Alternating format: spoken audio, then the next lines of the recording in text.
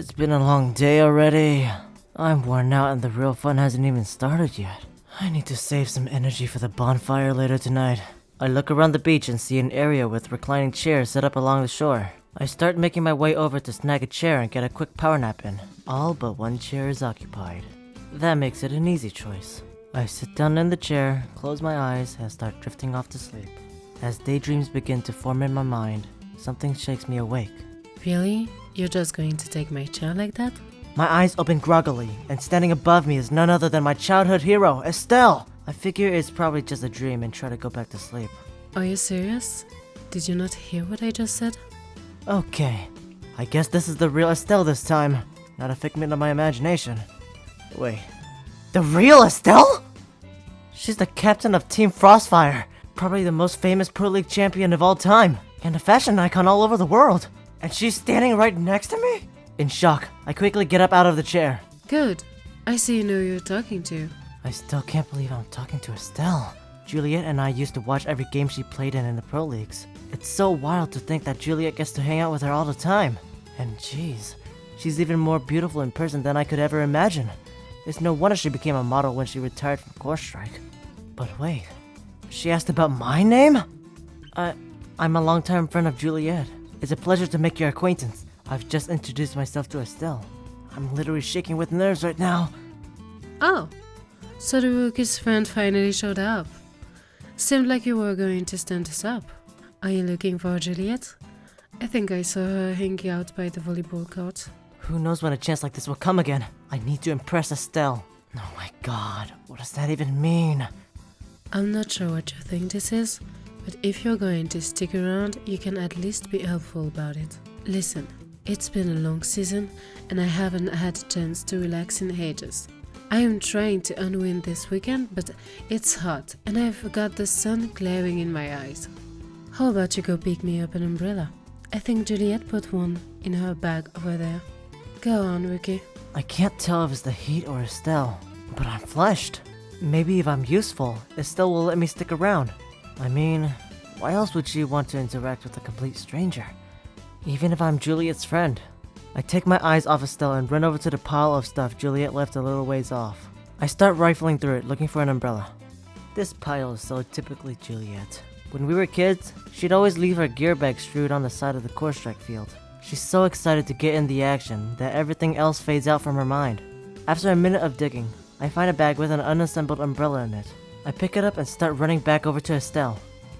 So, you found it?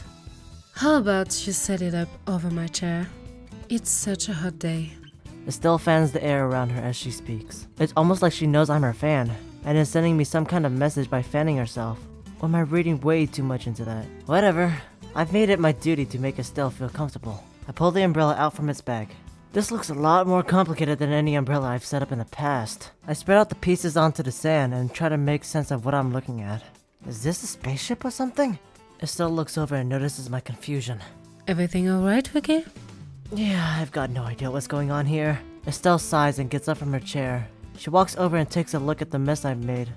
You sure all the pieces are here? I've seen Juliet use this umbrella before, and it looks to me like an important piece is missing. Try paying a bit more attention next time.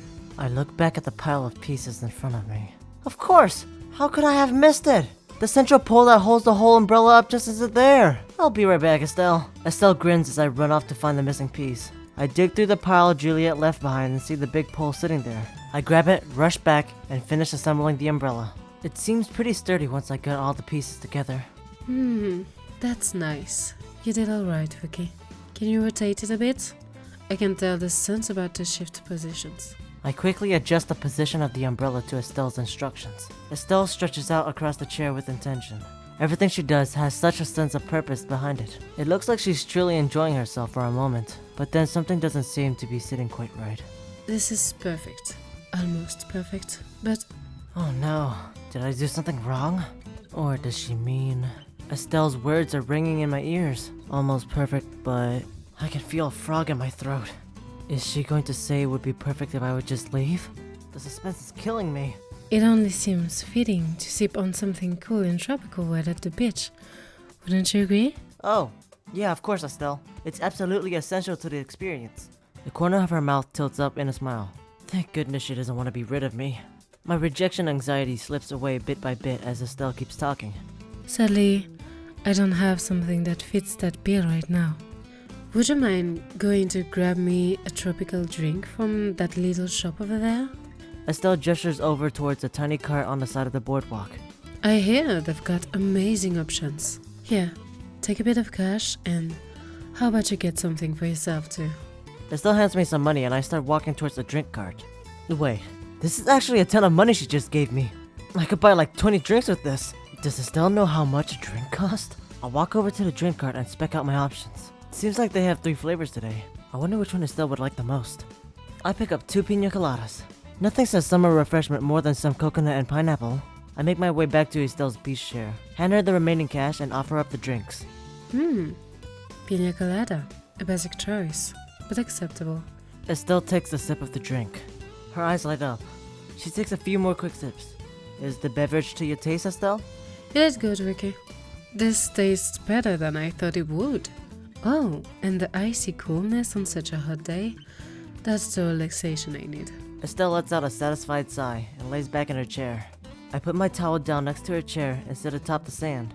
She looks over to me as if her instincts tells me to get lost, then takes another sip of her drink and says nothing. Maybe Estelle is actually enjoying having me around. I'm still nervous that I'm going to mess this up, but I'm at least making progress. Oh, by the way, there is just one more thing I need from you. Then I can really get comfortable. I can't believe it. Estelle's not only tolerating my presence, it seems like she might even be enjoying it. I'll do whatever it takes to help her get comfortable. I put a lot of time into my skincare, and I'd hate for it to all go to waste because of some sunburn. A sunburn would make getting in and out of that tight car strike suit I wear so much harder too. Do you mind giving me a hand? There are a few places I just can't seem to reach. All of the blood suddenly rushes to my head. I can feel my palms sweating. My heart's beating loudly in my chest. Me? Touch Estelle? What kind of fantasy world am I living in right now? What do you say? Estelle sat up facing away from me. Her head turns over her shoulder. I don't even know what to say. Estelle, I have to say, I was not expecting this. Are you sure that's alright? Oh, you truly are, Jem. Just like Juliet. Of course it's alright. Now, get to my back. I don't want it to burn. I lather up some sunscreen in my hands and sit on the beach chair behind Estelle. I slowly place my hands on her back as she shivers a bit. The sunscreen must be cold. I rub the sunscreen in a circular motion, taking my time, making sure not to miss any spots. Estelle giggles a bit from time to time. She must be a little ticklish. I look down her back from top to bottom. It seems like I got everything. Alright, you're good to go, Estelle. Thanks. Oh, are you alright? You look like you've got a sunstroke. I do feel a little woozy. All this work I've been doing for Estelle has left me in the hot sun for quite a while. I need to cool off. Yeah, I'm all good. I'm just going to go take a break and go get a bite to eat. I'll be back soon. Take care of yourself.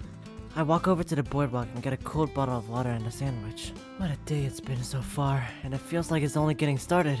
After 30 minutes or so, I start walking back over to Estelle on the beach. As I get there, I notice the towel I was sitting on isn't on the sand anymore. It's on an empty chair next to Estelle. Welcome back. I found an extra bench chair and set it up for you. You've made this day so comfortable. I think it'd be nice for both of us to just relax for a while. Okay, I don't believe it anymore. I must be dreaming. Estelle wants to spend time relaxing with me? I lay down on the chair and pull out Estelle's memoir I've been meaning to read. Estelle looks over and smiles. That's a good one. You've got some good taste.